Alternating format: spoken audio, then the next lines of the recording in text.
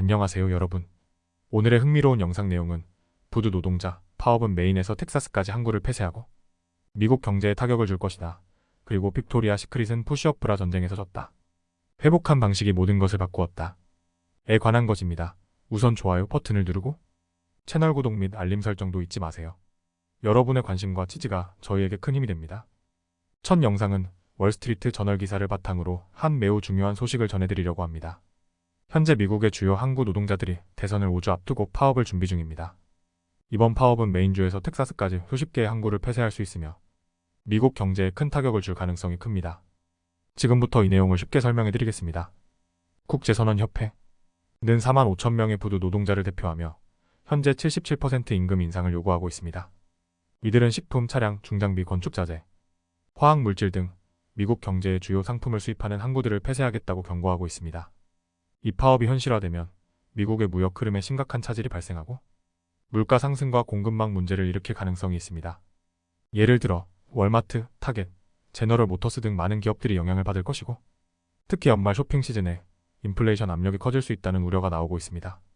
노조 측은 해상 운송 회사들이 막대한 이익을 내는 동안 노동자들도 이익을 나눠 가질 자격이 있다고 주장합니다. 노조는 6년 동안 임금을 77% 인상할 것을 요구하며 자동화 문제에 대해서도 강경한 입장을 유지하고 있습니다. 항만 고용주 측은 이미 40% 임금 인상을 제안했으나 노조는 이를 모욕적이라고 평가하고 협상을 거부했습니다. 파업이 진행되면 미국 경제는 하루에 약 38억 달러에서 45억 달러의 손실을 볼 것으로 예상됩니다. 파업이 일어나면 슈퍼마켓과 제조업체들이 직접적인 타격을 받을 것입니다. 예를 들어 플로리다의 스퀘어 일팜즈는 아스파라거스를 수입하는데 이번 주에는 바다 대신 비행기로 수송해야 할 상황입니다. 그로 인해 운송 비용이 4배나 증가하고 상품 가격에도 추가 비용이 붙게 됩니다. 또한 자동차 산업 역시 큰 영향을 받을 것으로 예상됩니다. 신차 재고는 팬데믹 이전 수준으로 회복되었지만 장기간의 지연으로 인해 부품 공급이 부족해질 수 있습니다. 이는 자동차 가격 상승으로 이어질 수 있습니다. 미국 항구의 폐쇄는 유럽과 아시아로부터 수입되는 물품에도 큰 지장을 초래할 것입니다. 글로벌 공급망이 막히면서 국제적으로도 경제적 손실이 발생할 수 있습니다. 특히 미국 서부 해안 항구와 달리 캐나다와 멕시코 항구는 처리 용량이 적어 대체가 어렵습니다. 이러한 상황은 컨테이너선의 정체와 물류비 상승으로 이어질 가능성이 큽니다. 현재 백악관은 파업 문제에 개입하지 않고 있지만 교통부 장관과 노동부 장관이 항구 고용주와 협상 테이블에 나서라고 촉구하고 있습니다. 그러나 바이든 행정부는 미국 경제가 단기 파업 정도는 견딜 수 있다고 보고 있으며 공급망도 비교적 회복력이 있다고 판단하고 있습니다. 이 파업은 미국 경제 전반에 심각한 영향을 미칠 수 있는 중대한 사안입니다. 연말 쇼핑 시즌과 맞물려 인플레이션 압력이 커질 가능성이 있으며 자동차 산업부터 슈퍼마켓 물류까지 여러 산업이 영향을 받을 것입니다. 앞으로 정부가 이 사태를 어떻게 해결할지 그리고 미국 경제가 어떻게 반응할지 주목해야 할 것입니다.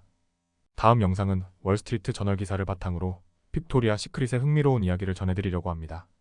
1990년대 중반 빅토리아 시크릿은 큰 위기를 겪으며 마케팅 전략을 완전히 바꾸게 됩니다.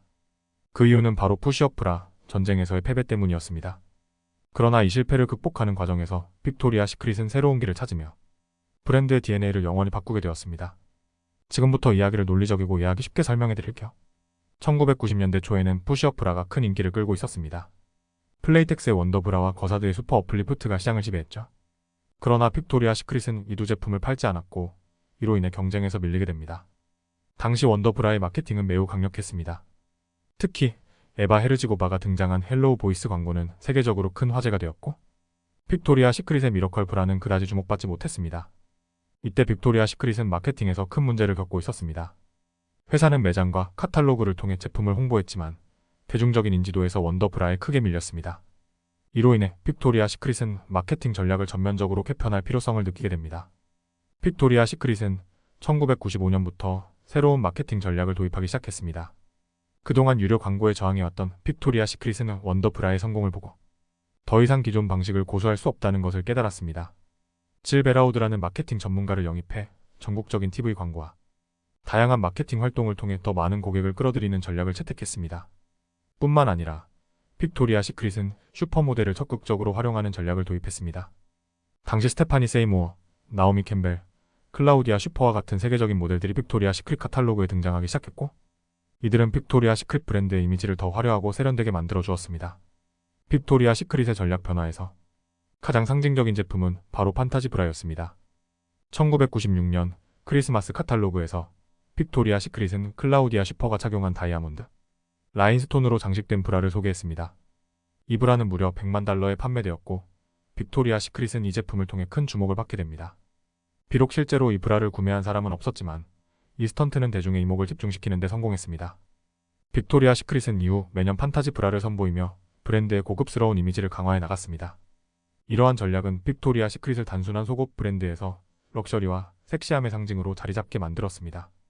빅토리아 시크릿의 사례는 실패를 어떻게 극복하느냐가 중요한지를 잘 보여줍니다. 푸시업 브라 전쟁에서 패배한 후 빅토리아 시크릿은 전략을 완전히 바꾸어 슈퍼모델과 럭셔리 마케팅을 도입했고 이를 통해 시장에서 다시 우위를 점할 수 있었습니다. 그 결과 빅토리아 시크릿은 오늘날까지도 글로벌 속옷 시장의 선두주자로 자리하고 있습니다. 오늘은 여기까지입니다. 다음 영상에서 더 유익하고 흥미로운 내용으로 찾아뵙겠습니다. 이 영상은 투자 의견이 아닙니다. 매우 고맙습니다.